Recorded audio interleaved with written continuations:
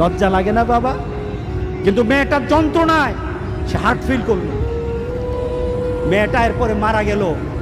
বাবা যখন বাড়িতে ফিরে আসলো, বাবার মাথাটা নোয়া, লজ্জিত একটা মুখ।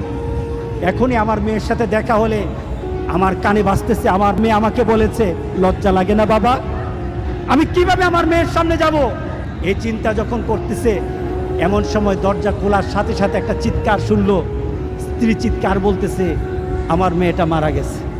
বাবার কানে তখন বাজতেছিল রাতের কথা, লজ্জা লাগে না বাবা? তার জানাজার ব্যবস্থা হলো। মেয়েটাকে যখন কবরের মধ্যে দাফন করে দেয়, কবরের মধ্যে রাখা অবস্থায় বাবা চিৎকার করার কথা ছিল, বাবা চিৎকার করে নাই, বাবা হেসে দিয়েছে। তাকে জিজ্ঞাসা করলো, তুমি হাসছো কেন? আমার মেয়েটা চলে গেছে, আমার কলিজার টুকরাটা চলে গেছে, কিন্তু আমার জীবনের মধ্যে একটা আঘাত দিয়ে পরিবর্তন করে গেছে।